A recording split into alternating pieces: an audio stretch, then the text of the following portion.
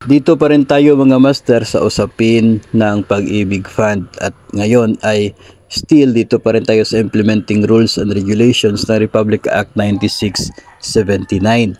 Doon pa rin po tayo sa rule number 9 tungkol sa benefits, isang section po na siguradong gugustuhin din po ninyo. Section 5, Return of Contributions. No, ito po ay madalas na nakikita nating comparison ni Pag-ibig doon sa PhilHealth. Kasi sa PhilHealth, every month patuloy yung deduction.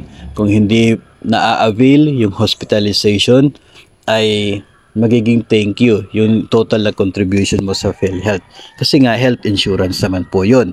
Dito sa Pag-ibig, dahil yung forma niya ay parang isang savings, kaya required itong tinatawag na return of contributions. A member shall be entitled to receive his total accumulated value upon termination of membership in accordance to Section 9 of Rule 5 of these rules, less any and all pending obligations with the fund. So, ibabawas yung utang mo. No? So, dito, in the event of death, the member's heirs shall likewise receive the same, less any and all pending obligations with the fund. So, yung total contribution mo, total accumulated value, tumutukoy ito sa contribution natin sa Pag-ibig plus contribution ng ating employer in our name sa Pag-ibig din plus total dividends. So, kung magkano yung inabot ng total na contribution natin plus yung mga dividends na kinikita nito, including yung share ng ating employer, lahat ng yon ay dapat i-return sa miyembro. No, dito ay meron pong mga patakaran, no, guidelines doon sa return. Sa ngayon, yung mga nababasa po natin ay dapat 15 years na walang gap, pwede ka mag optional withdraw.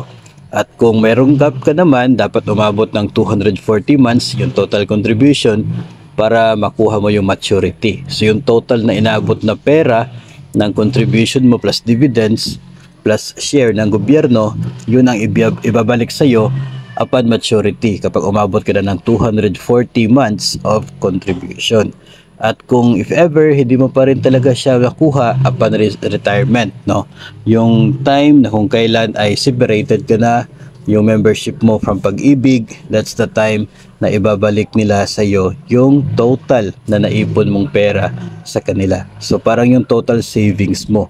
So yun yung maganda sa kanya, no, kasi talagang intended siya, parang nagiging mandatory na savings para sa mga miyembro, and for sure panigurado ay talaga magugustuhan ng mga Pag-ibig Fund members.